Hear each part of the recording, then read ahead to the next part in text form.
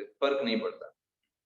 हाँ, लेकिन हमें अपने जीवन में हमेशा एक गाइडेंस की आवश्यकता होती है। इवन छोटी छोटी चीजों में हम देखते हैं, हमें आवश्यकता होती है अच्छे से कोई हमको गाइड करे, हमारी मदद करे। तो आध्यात्मिक जीवन तो बहुत ही लंबी जर्नी है, तो उसमें भी हमको एक गाइडेंस की जरूरत होती है। विदाउट गाइडेंस हम कुछ नहीं कर पाएंगे। हमने देखा किस तरीके से पिछले सत्र में अर्जुन जो था वो पूरी तरीके से हताश हो गए, और भगवान ने उसको कितना कुछ बोला, कितना कुछ डांटा। उसको बोला तुम्हारे अंदर एक कैसी ऐसी चीजें तुम्हारे अंदर प्रकट हो रही हैं, तुम क्षत्रिय हो, तुम अनार्य जैसी बातें क्यों कर रहे हो। भगवान ने कितना उसको समझाया, एक मित्र की तरह। जैसे मित्र जब कोई गलत डायरेक्शन में जाता है तो एक मित्र का कर्तव्य है उसको बताना, लेकिन भगवान ने अभी गुरु की पोजीशन नहीं लिया। अब यहाँ पे जब अर्जुन स्वयं को सरेंडर करेगा भगवान के समक्ष, तब भगवान जो है वो गुरु की स्थिति लेंगे और फिर अर्जुन को ज्ञान का उपदेश देंगे। Thing is that. तो अभी हम देखेंगे छठे श्लोक में 2.6 जो आज हम प्रारंभ कर रहे हैं। इस श्लोक में अर्जुन जो पांचवा कारण है उसका युद्ध ना करने का, वो उजागर होता है। पांचवा कारण, हमने चार कारण जो थे अर्जुन के युद्ध ना करने के, करुणा भावना, पाप लगेगा, भोग भोग नहीं मिल पाएगा, कुल का विनाश होगा, ये चार कारण हमने पहले अध्याय में पढ़े। पांचवा कारण ये दूसरे अध्याय के छठे श्लोक में प्राप्त होता है। और इस श्लोक में हम देखेंगे अर्जुन क्या बोलता है। बहुत फेमस श्लोक है। ये बताता है कि अर्जुन की बुद्धि किस तरीके से पूरी तरीके से परप्लेक्स थी, समझ में नहीं आ रहा उसे क्या करना है। इसको बोलते हैं अनिश्चितता, है ना, इनडिसीजन। वो निर्णय नहीं कर पा रहा है कि उसको क्या करना चाहिए क्या नहीं करना चाहिए। नाचैतविद्यं ततरन्नो गरीयो यद्वा जयेम यदिवानो जयेयुः यानेव हत्वा न जिजीविषामः स्तेव स्थितः प्रमुखे धर्तराष्ट्र। अर्जुन क्या बोल रहा है, भगवान मुझे मुझे ये नहीं समझ में आ रहा है कि मुझे क्या करना चाहिए, क्या मेरे लिए बढ़िया है। मैं लड़ूं या ना लड़ूं, मैं जीतूं या हार जाऊं, दोनों में मुझे असफलता दिखाई देती है। जीत भी गया तो भी नुकसान, हार भी गया तो भी नुकसान, है ना। मुझे अगर मैं धृतराष्ट्र के पुत्रों को मार भी देता हूं तो फिर मुझे अपने जीने का कोई लक्ष्य समझ में नहीं आ रहा कि मैं किस लिए जीऊं, रीजन क्या हो मेरे जीने का, है ना। ऐसे करके अर्जुन जो है वो किसको बता रहा है, भगवान के समक्ष अपनी वार्तालाप को रख रहा है। तो अर्जुन के सामने समस्या क्या थी, अगर वो फाइट करता है, मान लीजिए वो जीत जाता है, तो अब भी उसे एंजॉयमेंट नहीं मिलेगा। वो सोच रहा है कि मुझे अच्छा नहीं लगेगा, सारे तो मेरे परिजन हैं वो रहेंगे नहीं, इसलिए एंजॉयमेंट। हमने जो देखा पहले अध्याय में 31 श्लोका से 35 श्लोका तक अर्जुन यही बोल रहा है, जब सारे परिजन ही चले जाएंगे फिर कोई रहेगा ही नहीं तो हम किसके साथ एंजॉय करेंगे। तो ये उसकी समस्या है। अगर जीत जाता है, अगर वो लड़ता है तो, और अगर लड़ करके हार जाता है तो इतना सब खून खराबे के बाद भी कोई एंजॉयमेंट की गारंटी नहीं है। ये उसकी समस्या है ना। और अगर वो लड़ाई नहीं करता है, लड़ाई नहीं करता है तो एक ही ऑप्शन क्या, फिर उसको जाना पड़ेगा जंगल में वापस से भीख मांग करके जीवन यापन करना है, क्योंकि उसने क्षत्रिय का रोल छोड़ दिया, है ना। तब भी कोई एंजॉयमेंट नहीं होगा, है ना। तो कुल मिला के और सारे जगत से उसको अकीर्ति मिलेगी, लोग बोलेंगे कायर है, तो भी अच्छा नहीं लगेगा। हर जगह स्वर्ग भी नहीं मिल पाएगा, क्योंकि अस्वर्गम, क्योंकि क्षत्रिय जो रण को छोड़ देता है वो स्वर्ग को प्राप्त नहीं कर पाता, है ना, अनार्य भी कहलाएगा। तो इस तरीके से दोनों तरीकों से उसे गलत ही दिखाई दे रहा है। लड़ता है तो भी गलत, जीत जाता तो भी गलत, हार जाता तो भी गलत, नहीं छोड़ देता तो भी गलत। उसे हर तरीके से अपनी गलती दिखाई दे रही है यहाँ पर। तो यहाँ पर अब अर्जुन जो है वो पूरी तरीके से मुक्ति के लिए योग्य है। क्यों ऐसा प्रभुपाद जी तात्पर्य में लिखते हैं, क्योंकि अर्जुन जो है वो भगवान का शुद्ध भक्त है, एनलाइटेंड है, अपनी समस्त डिजायर से वो डिजायर लेस हो चुका है, एक तरीके से डिटैच हो चुका है। उसे युद्ध नहीं करना है कि उसे कुछ इच्छा है उसकी। तो प्रभुपाद जी तात्पर्य में यहाँ पर बहुत सुंदर बताते हैं कि वो अर्जुन जो है उसके विचार ये सिद्ध करते हैं कि वह भगवान का भक्त है बहुत ज्यादा प्रबुद्ध है और उसकी मन और इंद्रियों पर उसका पूरा नियंत्रण है। ऐसा नहीं है कुछ भी अपने आप से कर रहा है, वो सोच रहा है, इन सब चीजों के बारे में मंथन कर रहा है, इसका मतलब उसका मन और उसकी इंद्रियों पर उसका नियंत्रण है। ये चीज बहुत इंपॉर्टेंट है और इसलिए वो मुक्ति के लिए योग्य व्यक्ति है, क्योंकि जिसके पास ये चीजें होती हैं वो व्यक्ति मुक्ति के लिए योग्य हो जाता है।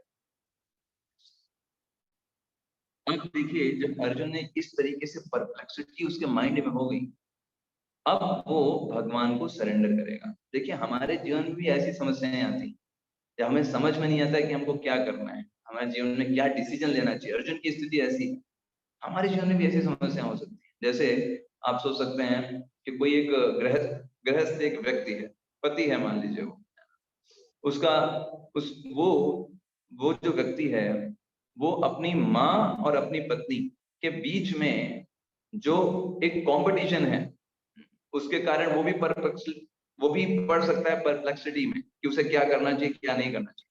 कोई एक काम करेगा तो हो सकता है पत्नी बुरा मान जाए, माँ को अच्छा लगे दूसरा हो सकता है कि माँ को अच्छा लगे, माँ को बुरा लगे, पत्नी को अच्छा लगे। अब उसे उन दोनों में क्या करना चाहिए कि उसके लिए दुविधा हो जाएगी कि उसे उस स्थिति में क्या करना चाहिए। तो ऐसे ही हमारे जीवन में अनेक परिस्थितियां ऐसी आ सकती हैं जहां पर हमारे सामने धर्म संकट हो, इसको बोलते हैं धर्म संकट। धर्म संकट मतलब जहां पर हमको दोनों चीजें ठीक दिखाई देती हैं और दोनों चीजें गलत भी दिखाई देती हैं किसी न किसी पर्सपेक्टिव से।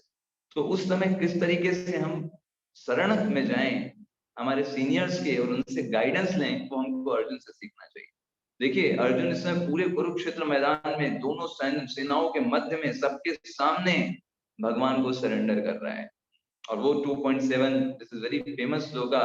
अर्जुन कह रहा है, भगवान मैं पूरी तरीके से कंफ्यूज हूँ और मैं अपनी कृपणता के कारण, अपने इस दोष के कारण कि मैं मटेरियल बॉडीज को देख रहा हूँ, उनको अपना रिलेटिव मान रहा हूँ, मैं अब आपसे पूछता हूँ कि मेरा धर्म क्या है। कार्पण्य दोषो अपहत स्वभावा प्रक्षामि त्वां धर्म सम्मूढ़ चेता यत् श्रेयः निश्चितं ब्रूहि तन्मे शिष्यस्ते हम साधि मां त्वां प्रपन्नम्। बोला है कार्पण्य दोषो, कार्पण्य दोष हो गया है मेरे अंदर। कार्पण्य दोष का मतलब क्या होता है? कृपणता, है ना। जैसे आपने इसको बोलते हैं हिंदी में कंजूस। कृपणता मतलब कंजूस, तो कंजूस कैसे हो गया? कंजूस का मतलब है जैसे किसी के पास बहुत ज्यादा घी रखा है, बहुत ज्यादा उसके पास आभूषण है, लेकिन फिर भी वो नहीं पहनता, फिर भी वो घी नहीं खाता, तो बहुत ज्यादा कंजूस है, यूज नहीं करता उन चीजों को जो उसके पास है। ऐसे ही कृपण व्यक्ति किसको बोलते हैं? जिसको मनुष्य जीवन मिला हुआ है लेकिन वो उसको यूटिलाइज नहीं करता। वो वही काम कर रहा है जो गधे कर रहे हैं, वही काम कर रहा है जो पशु कर रहे हैं, खाओ सो, है ना, फिर एक दिन किसी न किसी समय में मर जाओ। लेकिन मनुष्य जीवन इसके लिए नहीं है।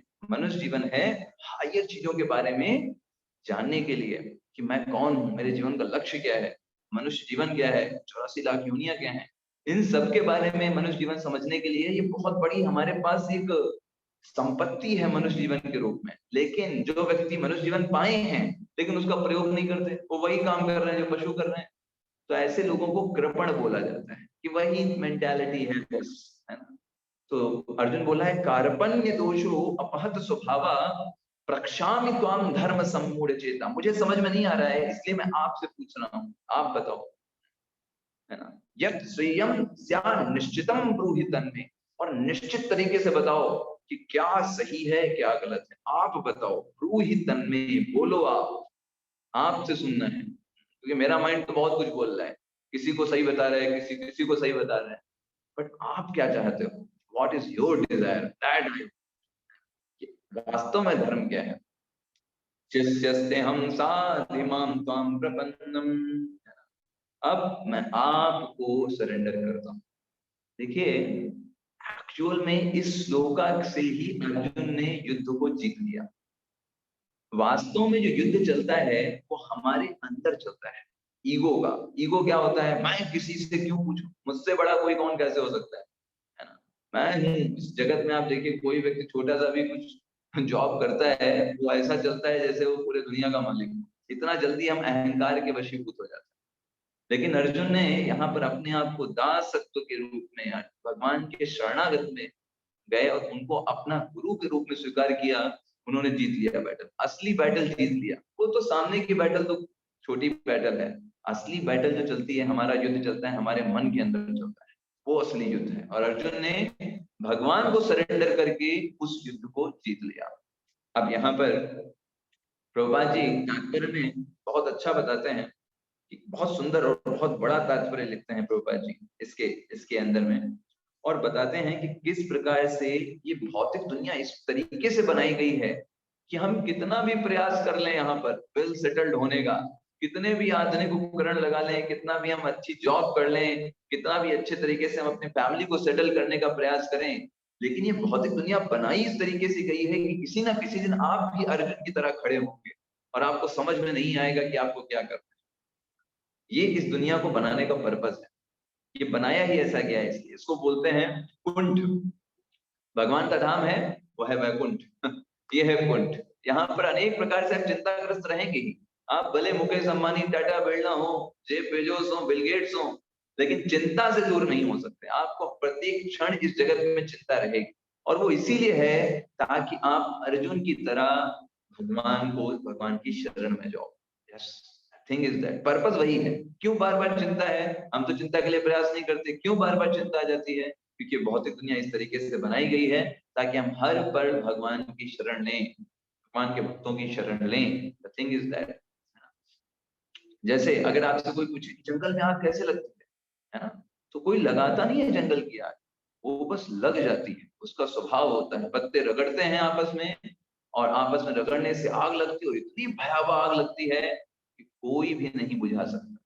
ऐसे ही इस जगत में आप देखिए, लोग दिखने में लगेंगे अरे बड़े खुश हैं, हैप्पी फेसेस हैं, टाई सूट बूट लगाते चल रहे हैं, लेकिन सबके हृदय में आग लगी हुई है। तो सब लोग इस भौतिक जगत में जल रहे हैं। कोई ईर्ष्या से जल रहा है, दूसरे को देख के जल रहा है, कोई अपने परिवार में भाई बहन की बहुत ही प्रगति से जल रहा है, पर दिखाने के लिए बस उनके चेहरे पर हंसी है, लेकिन वास्तविकता में भगवत भक्ति के अभाव में, भगवान की सेवा के अभाव में वो सब तड़प रहे हैं। श्रील प्रभुपाद जी के गुरु महाराज भक्ति सिद्धांत सरस्वती महाराज बोलते हैं कि इस दुनिया में सिर्फ एक चीज की कमी है, और वो क्या है? कृष्ण भावना। बाकी दुनिया में परफेक्ट दुनिया है, वही नहीं है, इसीलिए लोग परेशान हैं। लोग ईर्ष्या करते हैं, दूसरों को परेशान करने का प्रयास करते हैं, शोषण करते हैं। अगर कृष्ण भावना अमृत होगी तो व्यक्ति सभी को देखेगा भगवान के अंश के रूप में। किसके साथ ईर्ष्या करेगा? किसको धोखा देगा, है ना? किसको बारे में बुरा बोलेगा, किसके बारे में जा करके बुरी चीजें सोचेगा? क्योंकि सबको तो भगवान के अंश के रूप में देखेगा। The thing is that. तो ये यहाँ पर बहुत इंपॉर्टेंट है। इसलिए हम जब सुबह सुबह मंगला आरती में गुरुवाष्टक पढ़ते हैं, सबसे पहली प्रेयर है कि गुरु के प्रति हम ग्रेटिट्यूड अर्पित करते हैं। क्या हम पढ़ते हैं? संसार तृणाय कारुण्या घना घना त्वं प्राप्तस्य कल्याण गुणानवश्य वंदे गुरो श्री चरणारविंदम।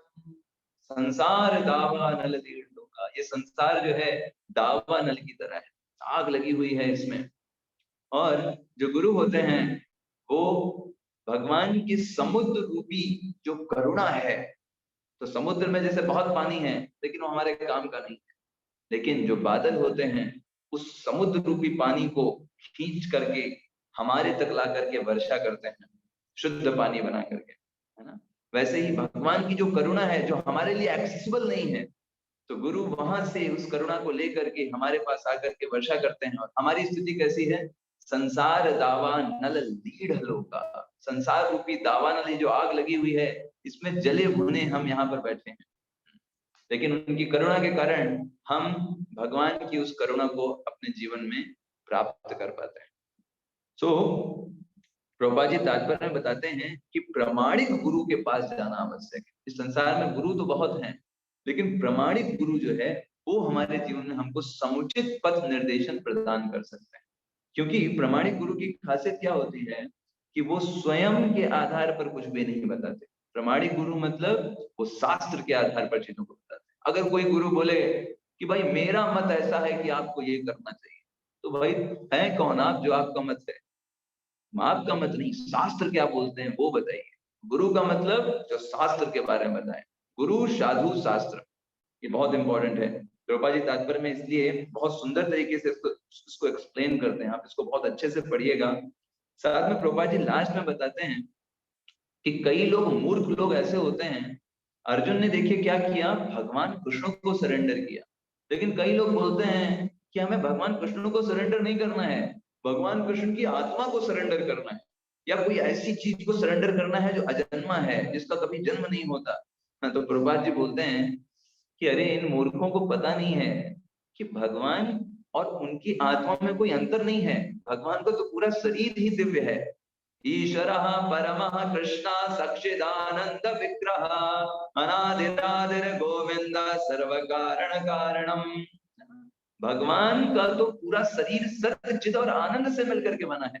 लेकिन ये मूर्ख लोग क्या सोचते हैं कि हम भगवान कृष्ण को सरेंडर नहीं करेंगे, भगवान कृष्ण की आत्मा को सरेंडर करेंगे जो कभी जन्म नहीं लेती, भगवान कृष्ण तो जन्म लेते हैं। तो ऐसे मूर्ख लोग रहते हैं, उनको हमें नहीं फॉलो करना चाहिए। हमें जानना चाहिए कि भगवान, जिस तरह अर्जुन ने भगवान कृष्ण को सरेंडर किया, हमको भी भगवान कृष्ण को ही शरण में जाना चाहिए, है ना। यस, ये यहाँ पे प्रभुपाद जी सबसे बड़ा बहुत अच्छे समझने का प्रयास करते हैं।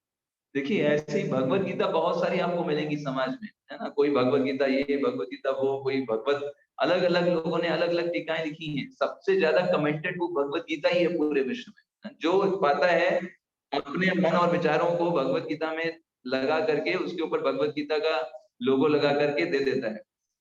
लेकिन अगर कोई ज्ञान परंपरा के अंतर्गत नहीं है, तो ये वो ज्ञान से हमको कोई बेनिफिट नहीं हो सकता, है ना। जब तक कोई ज्ञान भगवान कृष्ण के ज्ञान से सम्मत नहीं है, वो ज्ञान जो है वो हमें मदद नहीं कर सकता, इवन दो भगवत गीता ही क्यों ना हो। प्रभुपाद जी यहाँ पर बताते हैं, और हम शास्त्रों से भी पढ़ते हैं, कि अगर वो ज्ञान किसी अवैष्णव के द्वारा दिया गया है, कोई व्यक्ति अगर वैष्णव नहीं है और उसने भगवत गीता पर टीका लिखा है, तो ऐसी टीका पढ़ना ठीक वैसे ही है जैसे दूध होता है, उसको अगर सांप ने डस लिया है, उस दूध को पीना। दूध तो दूध है, लेकिन क्योंकि सांप ने स्पर्श कर लिया है, तो दूध पीने योग्य नहीं रह जाता। उसी प्रकार भगवत गीता तो है, लेकिन अगर किसी अवैष्णव ने, जो भगवान का भक्त नहीं है, वो उसको गलत तरीके से इंटरप्रेट कर सकता है। इसलिए भगवान भगवत गीता में बार बार ये चीज बताते हैं अर्जुन को, अर्जुन मैं तुमको ये ज्ञान दे रहा हूँ क्योंकि तुम मेरे भक्त हो, तुम मुझसे ईर्ष्या नहीं करते। अर्जुन भक्त्या माम अभिजानाति, 18वें अध्याय के 55वें श्लोक में बोलते हैं कि भक्त ही मुझे जान सकते हैं और कोई नहीं जान सकता, है ना। तो एक बार श्रील प्रभुपाद जी से एक व्यक्ति ने कहा कि मैंने भी भगवत गीता के ऊपर टीका लिखी है, तो मेरे हिसाब से भगवान को जाना नहीं जा सकता, भगवान का कोई स्वरूप नहीं है, भगवान तो निराकार हैं, भगवान को देख नहीं सकते, सुन नहीं सकते। तो प्रभुपाद जी ने उनसे कहा, अगर आप भगवान को देख नहीं सकते, सुन नहीं सकते, और आप भगवान के बारे में जानते नहीं हो, then who are you to write commentary on Bhagavad Gita. आप होते कौन है भगवत गीता पर कमेंट्री लिखने वाले? क्योंकि आपको तो भगवान के बारे में पता ही नहीं कुछ, आपको तो जानते ही नहीं हो, है ना। और भगवान भगवत गीता में बोलते हैं कि भक्त्या माम अभिजानाति, भक्त जो होते हैं वो मुझे जानते हैं, मुझे जानते हैं। लेकिन आप तो बोल रहे हो कि आपको तो भगवान के बारे में कुछ पता ही नहीं है, वो कहाँ है, कैसे है, क्या नाम है, क्या रूप है। तो आपने क्यों लिखा भगवत गीता के ऊपर, है ना। तो इसका मतलब सिंपल सी बात है कि भगवान को सिर्फ भक्त जान सकते हैं, और कोई भी वो व्यक्ति जो भगवान को तत्व से जानता है, जो डिवोटी है, वो गुरु बन सकता है। प्रभुपाद जी तात्पर्य में बोलते हैं, ये महत्वपूर्ण नहीं है कि हम जाति में कौन है, कौन से वर्ण में जन्म लिया है, इंपॉर्टेंट ये है कि हम भगवान कृष्ण के बारे में, उस तत्व को जानते हैं या नहीं। प्रभुपाद जी तात्पर्य में कोट करते हैं कि वह विप्र की नसी शूद्र के नाय, यही कृष्ण तत्व वेता से गुरु है। सिर्फ एक qualification, are you devotee of Krishna, क्या आप भगवान कृष्ण के भक्त हैं और भगवान कृष्ण को अच्छे से जानते हैं, बस यही क्वालिफिकेशन है गुरु बनने की, और कोई क्वालिफिकेशन नहीं। प्रभुपाद जी दूसरा कोट करते हैं वैदिक साहित्य से, खट कर्म निपुणो विप्रो मंत्र तंत्र विशारदा। कोई एक ब्राह्मण है, 6 प्रकार के कर्मों में बड़ा निशारद है, बहुत उसने निपुण है, मंत्र तंत्र के बारे में बहुत अच्छे से जानता है। अवैष्णो गुरुनश्याद, अगर वो भगवान का भक्त नहीं है, वो ब्राह्मण गुरु नहीं बन सकता। वैष्णव सपचो गुरु, और उसके अपोजिट, अगर कोई व्यक्ति जो चांडाल परिवार में भी जन्म हुआ है उसका, लेकिन वो वैष्णव है, भगवान का भक्त है, तो भी वो गुरु बन सकता है। तो गुरु की ये यहाँ प्रभुपाद जी बताते हैं कि किस तरीके से गुरु का मतलब क्या होता है। प्रभुपाद जी इसमें बहुत अच्छे से एक्सप्लेन करते हैं। तो इसलिए हमें ये समझना चाहिए कि हम गुरु के पास जाते हैं तो हमें चाहिए क्या, है ना? हम जब स्पिरिचुअल मास्टर को अप्रोच करते हैं तो हम उनसे अगर कोई भौतिक चीज सोच रहे हैं तो वो सही कॉन्शियसनेस नहीं है स्पिरिचुअल मास्टर को अप्रोच करने। हमें समझना चाहिए कि हम क्यों आ रहे हैं, वो पॉइंट हमारे माइंड में क्लियर होना चाहिए। कभी कभी लोग अध्यात्म गुरु के पास जाते हैं, कहते हैं अरे प्रभु जी माता जी हमारी जॉब नहीं लग रही है ना, हमारे बच्चे की तबीयत खराब है उसकी दवाई क्या लें। देखिए ये सारे जो चीजें हैं ना, इसके लिए आध्यात्मिक गुरु नहीं है। उसके लिए आप डॉक्टर के पास जाओ, दवाई लेना है तो डॉक्टर के पास जाओ, है ना। जॉब आपको चाहिए तो कोई ऐसे व्यक्ति के पास जॉब प्रोवाइड करता हो। आध्यात्मिक गुरु का जो कार्य है, हमें उसके लिए वहां पर जाना चाहिए जो रियल नेसेसिटी ऑफ लाइफ है ना। हम लोग सब लोग फंसे हुए हैं इस संसार में, जन्म मृत्यु जरा व्याधि के चक्र में, अपने आप की असली एग्जिस्टेंस को भूल करके कि हम भगवान के दास हैं, और यहाँ पर बार बार जन्म ले रहे हैं, बार बार मृत्यु हो रही है, बार बार युवावस्था वृद्धावस्था को प्राप्त करके न जाने कितने जन्मों से यहाँ पर सड़ रहे हैं इस भौतिक जगत में।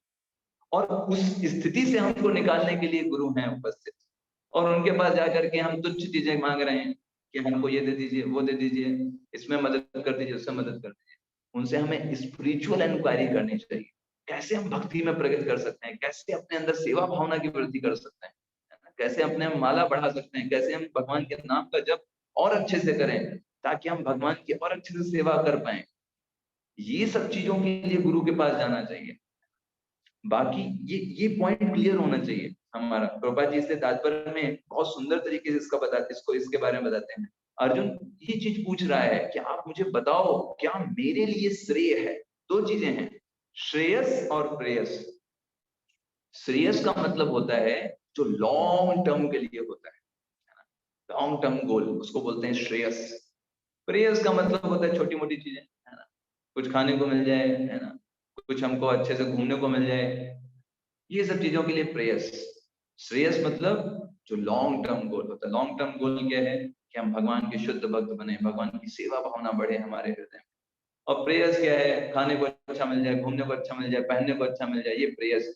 अर्जुन कह रहा है मुझे प्रेयस नहीं श्रेयस होता है, और आप मेरे गुरु के रूप में मेरे यहाँ पर रहिए। तो प्रभुपाद जी बहुत सुंदर तरीके से इस श्लोक का तात्पर्य लिखते हैं, आप इसको अच्छे से पढ़िएगा, एक एक लाइन इंपॉर्टेंट है, एक एक लाइन प्रभुपाद जी के तात्पर्य की इंपॉर्टेंट है।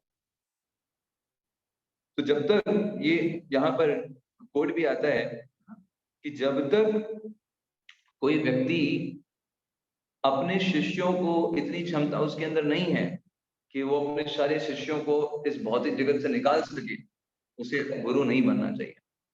गुरु का मतलब क्या होता है कि वो व्यक्ति अपने उन शिष्यों को क्षमता रखता है, अपने शिष्यों को आध्यात्मिक ज्ञान के द्वारा इस भौतिक जगत जहां पर एक स्लॉटर हाउस है, माया देवी जो है एक एक करके सबको निपटा रही हैं, यहाँ से निकाल करके आध्यात्मिक जगत में भेजने की क्षमता रखे भगवान की कृपा के माध्यम से। तो गुरु को कैसा होना चाहिए, ट्रांसपेरेंट मीडियम की तरह होना चाहिए। भगवान की कृपा आ रही है और गुरु क्या करता है, एक ट्रांसपेरेंट मीडियम है, भगवान की कृपा को एज इट इज नीचे भेजता है, ये गुरु का कार्य है। उसमें कुछ भी अपना नहीं ऐड करता है, अपने मन के विचारों को, अपनी धारणाओं को ना, भगवान की कृपा को ट्रांसपेरेंट तरीके से भेजता है शिष्यों के पास। और वो गुरु जो है सही तरीके से कार्य करता है, दैट इज द थिंग। उसमें कुछ भी एडिशन नहीं, कुछ भी सब्सट्रैक्शन नहीं, एज इट इज। इसलिए प्रभुपाद जी ने भगवत गीता का नाम क्या दिया, भगवत गीता एज इट, जैसा भगवान ने बोला है, जो भावना है भगवान की बोलने की, उसी भावना को अपने तात्पर्यों के माध्यम से प्रभुपाद जी यहाँ पर अर्पित करते हैं, है ना। और इस संसार में देखिए सभी लोग सामान्यतया इस भौतिक जगत के आकर्षणों के प्रति आकर्षित रहते हैं, फंसे रहते हैं इस संसार में, वो इन्हीं को अच्छा मानते रहते हैं, फंसे रहते हैं। जैसे आप देखिए, अगर हम अपने शरीर को ही देखें, हमारे शरीर में हमारा कोई नियंत्रण नहीं है, लेकिन मूर्खतावश हम ये मानते हैं कि शरीर हमारे नियंत्रण में, मैं जो चाहूंगा वैसा हो। जैसे मैं आपसे पूछूं, आपकी पलक हर 5-10 सेकंड में गिरती है। आप गिराते हो उसको? नहीं, अपने आप होता है। आप खाना खाते हो और खाना खाने के बाद वो पूरा खाना अच्छे से पच जाता है। आप पचाते हो, आप अंदर जाकर के उसको पचा रहे हो? नहीं। प्रत्येक क्षण में आप 1 मिनट में 72 टाइम्स सांस को लेते हो। कौन कर रहा है वो? आप करते हो, आपको याद आता है, हाँ चलो मुझे ऊपर की सांस लेना है, अच्छा आप छोड़ो। ऐसे करते हो या अपने आप होता रहता है?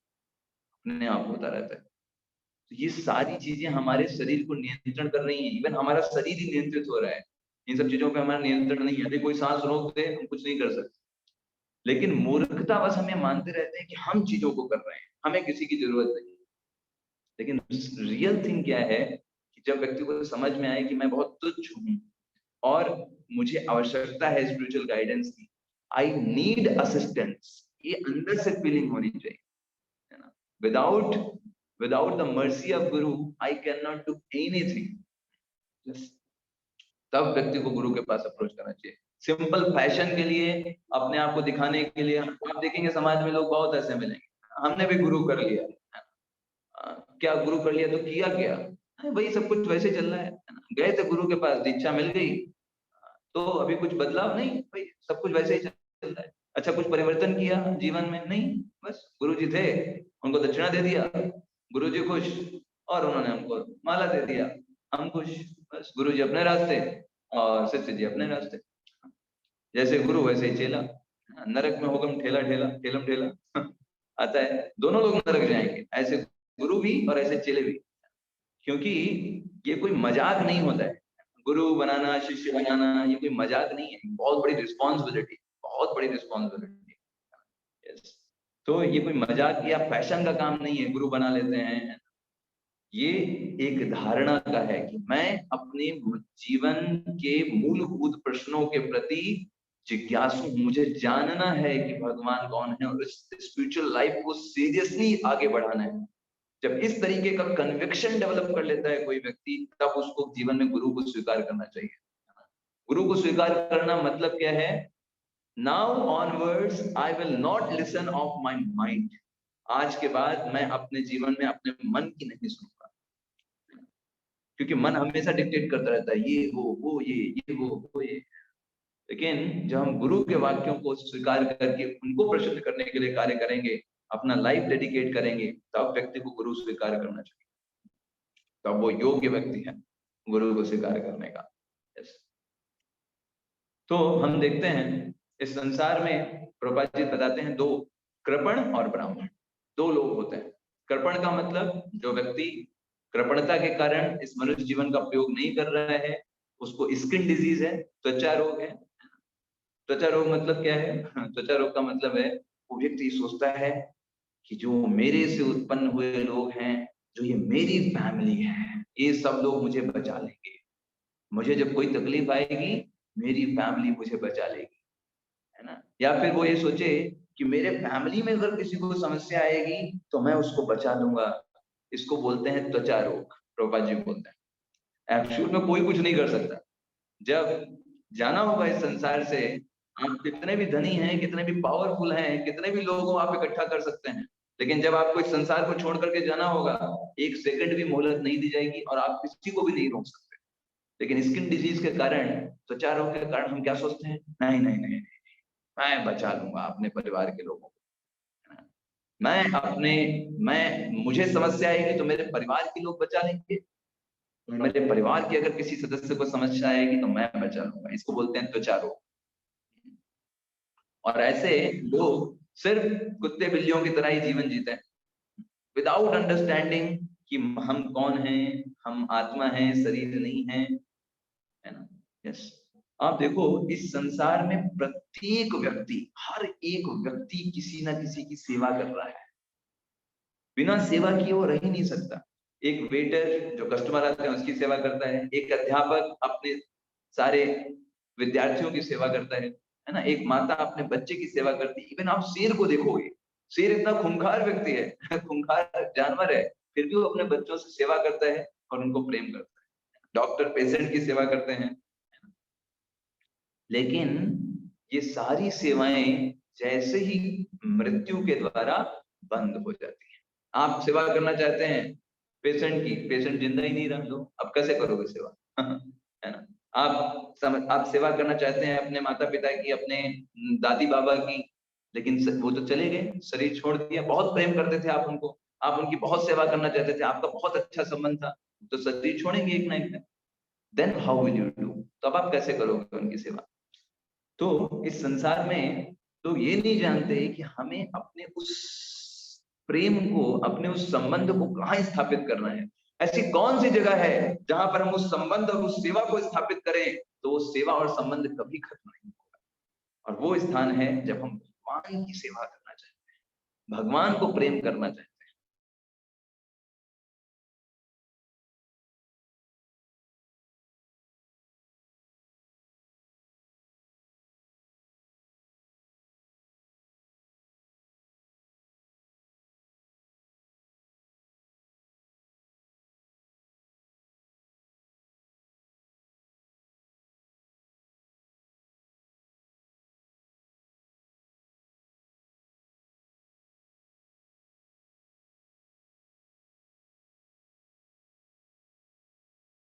इस चीजों के बारे में सोचना ही नहीं चाहिए, नहीं ये बात नहीं है ना। बात ये है कि हमको ये समझना चाहिए कि ये सारे परिवार के लोग, ये सारे हमारे मित्र, सारे परिजन, ये सारे के सारे लोग कौन हैं, भगवान के अंश हैं। और इस समय ये हमारी कस्टडी में है। कोई हमारा पति बना हुआ है, कोई हमारी पत्नी बनी हुई है, कोई हमारे बच्चे बने हुए हैं, कोई हमारे दादी बाबा, कोई हमारे माता पिता बने हुए हैं। ये सही कॉन्सेप्शन है। और मेरी ये ड्यूटी है कि मैं इन सब को रिस्पेक्ट करूं, इन सब को जो जो जरूरतें हैं पूरा करूं, साथ साथ में इनको आध्यात्मिक शिक्षा दे करके, इनको आध्यात्मिक शिक्षा में फैसिलिटेट करके, इनके अपने साथ साथ इनको भी इस भौतिक चक्र से निकाल लूं, ये मेरा दायित्व हो। तब आप उस व्यक्ति के वास्तविक संबंधी हैं, तब आप उस व्यक्ति के वास्तविक मित्र हैं। वरना सिर्फ नाम के मित्र हैं और नाम के उसके आप सुहृद हैं। असली सुहृद और असली मित्र, असली संबंध का मतलब होता है जब उस व्यक्ति के वास्तविक कल्याण के बारे में सोचें। आप अगर सिर्फ उसको मैटेरियली फैसिलिटेट कर रहे हो, बस खिला रहे हो, पिला रहे हो, सुला रहे हो, उसको आध्यात्मिक क्षेत्र में आगे नहीं बढ़ा रहे, उसको आध्यात्मिक ज्ञान देने के लिए प्रयास नहीं कर रहे, ऐसा कुछ अपनी चेतना नहीं, ऐसा कोई प्रयास नहीं कर रहे जिससे वो व्यक्ति आध्यात्मिक चीजों के बारे में जाने, तो कैसे आप माता पिता हैं, कैसे आप पिता, कैसे आप पत्नी, कैसे आप पति हैं। वो तो सिर्फ मटेरियल रिलेशन है। तो जो खंडन किया जाता है उस चेतना का किया जाता है, उस पारिवारिक चेतना का किया जाता है जिससे हम ये सोचते हैं बस ये मेरे हैं, मुझसे कोई अलग नहीं कर सकता, मैं बचा लूंगा। नहीं, सही चेतना क्या है, सारे लोग भगवान के अंश हैं। भगवान भगवत गीता के 15वें अध्याय के 7वें श्लोक में बोलते हैं, ममैवांशो जीवलोके जीवभूत सनातना मनः षष्ठानींद्रियाणि प्रकृतिस्थानि कर्षति। प्रत्येक जीवात्मा भगवान का अंश है। ममैवांशो भगवान बोलते हैं, तो उनके पार्ट हैं, उनके पार्ट एंड पार्सल है। हमारे जीवन में थोड़े समय तक के कुछ आत्माएं अलग अलग स्वरूपों में, अलग अलग रोल में आई हुई हैं और हमारी ड्यूटी है उनको भगवान से जोड़ने की, उनको केयर करने की, उनसे हम प्रेम करें, लेकिन सही तरीके से प्रेम करें, सही तरीके से उनको फैसिलिटेट करें। हमारा प्रेम जो है वो कर्ण की दोस्ती नहीं होनी चाहिए, है ना। हमारा प्रेम कुंभकर्ण का भाई भाई तो नहीं होना चाहिए, कि भाई के चलते हम भगवान से दूर कर दिए, दोस्ती के चलते हम उसको गलत मार्ग में लेके चले। हमें होना चाहिए विभीषण की तरह, हमेशा मदद करने का प्रयास करने का, रावण को समझाने का कि भगवान की तरफ जाओ, वो तुम्हारी मदद करेंगे।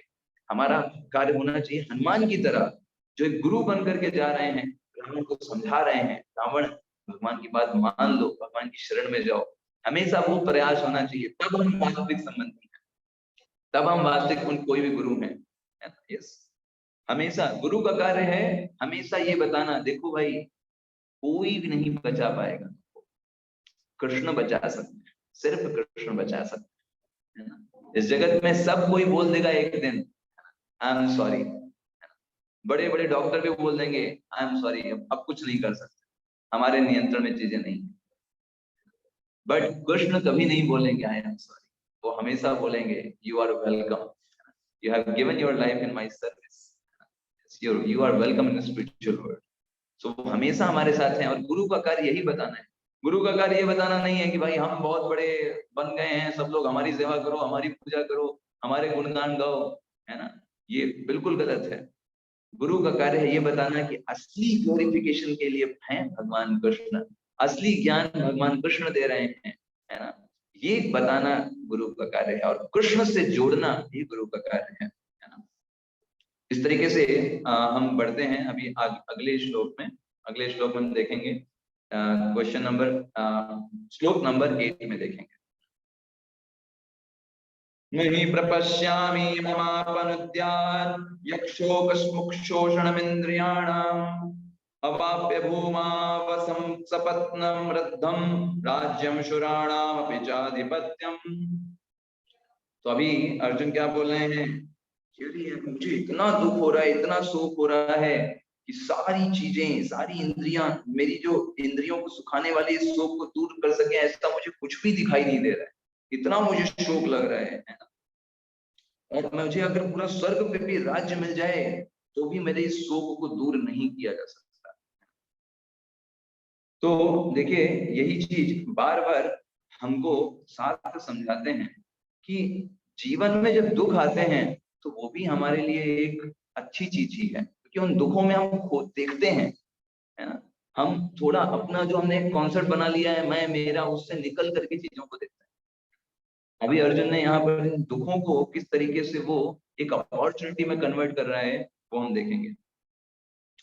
संजय उवाच एवमुक्त्वा हृषीकेशं गुडाकेश परन्तपः मायुत्सेति गोविन्दं मुक्त्वा तूष्णीं बभूवः। इस तरीके से अर्जुन, है ना, यहाँ पर भगवान से बोला, भगवान हे गोविंद मैं युद्ध नहीं करूंगा, और इस तरीके से बोल करके वो चुप हो गया। खास करके संजय ने यहाँ पर एक शब्द यूज किया है अर्जुन के लिए, परंतपा। परंतपा शब्द का मतलब होता है कि जो व्यक्ति जो है परंतपा मतलब वो बहुत ही ज्यादा पावरफुल है, शत्रुओं का दमन करने वाला है। तो धृतराष्ट्र को बताने के लिए देखो परंतपा है, वो शत्रुओं को मारेगा, अभी बोल रहा है तो आप इससे मत सोचना कि वो युद्ध नहीं करेगा। इसलिए संजय ने क्या शब्द बोला, परंतपा शब्द यूज किया यहाँ पर। शीघ्र ही वो अपने शोक से निवृत्त हो जाएगा। अब यहाँ पर हम देखते हैं, आप शास्त्रों से अनेक एग्जाम्पल ले सकते हो। जो कोई व्यक्ति इस स्किन डिजीज, त्वचा रोग का शिकार बना, उस व्यक्ति ने कितना नुकसान किया खुद का और दूसरों का। जैसे दुर्योधन, है ना, आप देख सकते हो धृतराष्ट्र को, धृतराष्ट्र बहुत ज्यादा अटैच था, मेरा बेटा मेरा बेटा मेरा बेटा, है ना, मेरे बेटे को राज्य मिलना चाहिए। और उसके लिए उसने कितने सारे गलत कार्य किए, पूरा महाभारत उसके कारण हुआ। अगर ये अटैचमेंट होता उसको तो क्या महाभारत होता फिर? नहीं, अटैचमेंट के कारण कि मेरे बेटे को राज्य मिलना चाहिए। क्यों? आपके बेटे को क्यों? मेरा बेटा है ना। पांडवों को क्यों नहीं मिलना चाहिए? वो तो योग्य हैं, वो तो पांडु के पुत्र हैं, उनको क्यों नहीं मिलना चाहिए? क्योंकि वो मेरे बेटे नहीं है, सिंपल। तो व्यक्ति जो है वो मैं मेरा देख करके कितना नुकसान करता है, समाज के लिए कितना नुकसान कर देता है। हम देखते हैं उत्तानपाद के केस में, उत्तानपाद का के दोनों पुत्र हैं, ध्रुव महाराज भी हैं उत्तानपाद के पुत्र, और दूसरे हम देखते हैं दूसरे उनके सौतेले भाई थे। दोनों लोग, है ना, जो हैं वो उनके ही पुत्र हैं। लेकिन जो उनकी माता सुरुचि हैं, उन्होंने कह दिया नहीं, तुम उत्तानपाद की गोदी में नहीं बैठ सकते ध्रुवा, क्योंकि तुमने मेरी कोख से जन्म नहीं लिया। ये क्या बात हुई, है ना? क्यों क्यों तुमने क्यों नहीं बैठ सकते, तुम राजा क्यों नहीं बन सकते? क्योंकि तुमने मेरी कोख से जन्म लिया, मैं मेरा कॉन्सेप्ट, है ना। ऐसे हम कैकेयी के साथ देखते हैं, कैकेयी ने भी क्यों भरत को, क्यों भरत उनके बेटे, राम को क्यों नहीं बनाना है? क्योंकि राम उनके बेटे नहीं है, स्किन डिजीज, मैं मेरा, है ना। ऐसे ही धृतराष्ट्र का पुत्र दुर्योधन, उसने विदुर को भगा दिया वहां से बेइज्जत करके, है ना, पूरे शासन से। क्यों? क्योंकि वो ये देख रहा था, अरे ये विदुर जो है मेरे लिए कार्य नहीं कर रहा है, ये तो पांडवों के बारे में ग्लोरिफिकेशन कर रहा है, पांडवों को बोल रहा है राजा बनाने, जरूरत नहीं है ऐसे व्यक्ति को रखने की। ऐसे ही हम कंस को देखते हैं। कंस बहुत ही आदर भाव के साथ अपनी बहन को देवकी को विवाह करते हुए वसुदेव, जो खुद सारथी बन गया कंस कि भाई हम सारथी बनेंगे, हम लेके चलते हैं देवकी और वसुदेव को। लेकिन जैसे ही आकाशवाणी हुई, जिस देवकी को तुम सारथी बने हुए हो, इसी देवकी का 8वां पुत्र तुम्हारा काल होगा, तुरंत कंस का पूरा सेवा भाव जो है वो बदल गया। तुरंत उसने देवकी के केस पकड़ लिए, तलवार निकाल करके मारने जा रहा है। सोचिए, एक क्षण पहले वो सारथी बना हुआ था, वही अपनी बहन की केस पकड़ के उसको मारने जा रहा है। क्यों? स्किन डिजीज, मुझे नुकसान नहीं होना चाहिए, मैं अपने आप को बचा सकता हूँ। ये समस्या के कारण वो व्यक्ति कुछ भी कर सकता है। तो कंस के साथ भी यही सेम चीज हुई। तो इसलिए जब तक हमारे अंदर से ये चीज नहीं जाएगी, हम भगवान की भक्ति में प्रगति नहीं कर पाएंगे, और हम दूसरों को भी परेशान करेंगे, खुद भी परेशान होंगे, दूसरों को भी परेशान करेंगे। ये सारे जो हमने आपको एग्जाम्पल दिए, ये सारे इन सभी शास्त्रों में ये सब इसीलिए बताया जा रहा है कि इन सब लोगों ने अपनी उस समस्या के लिए कितने लोगों को कष्ट पहुंचाया, चाहे धृतराष्ट्र हो, कैकेयी हो, या उत्तानपाद की पत्नी सुरुचि हो। चलिए आखिरी श्लोक देखते हैं। तमवाचो हृषीकेशः प्रहसन्निव भारता सेनयोरुभयोर्मध्ये विषीदन्तमिदं वचः। तो अभी यहाँ पर अर्जुन ने जब इस तरीके से बोल दिया, तो भगवान कृष्ण ने हंसते हुए शब्द बोले। अब आगे शब्द क्या बोले वो हम आगे देखेंगे। हंसे क्यों भगवान? तो इसके बारे में आचार्य बताते हैं कि अर्जुन जो थे वो उनके मित्र थे, लेकिन अभी वो कौन बन गए? उनके शिष्य बन गए। तो मित्र शिष्य बन गया ये सोच करके भगवान ने एक हंसते हुए शब्द बोले। तो यहाँ पर हम देखते हैं अर्जुन इस तरीके से परप्लेक्स हो गया और उसने भगवान कृष्ण को अप्रोच किया। तो ऐसे ही हमारे जीवन में अनेक प्रकार की परप्लेक्सिटी आ सकती है ना। हमें समझ में नहीं आएगा कि हमको क्या करना है, तो उस समय हमें अर्जुन की तरह ही बुद्धिमानी का प्रयोग करते हुए, उसके पद चिन्हों पर चलते हुए, हमें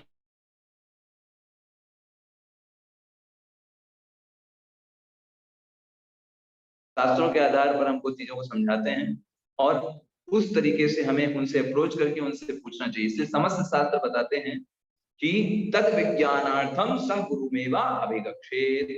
गुरु के पास क्यों जाएं? क्योंकि सही चीज को जानने के लिए।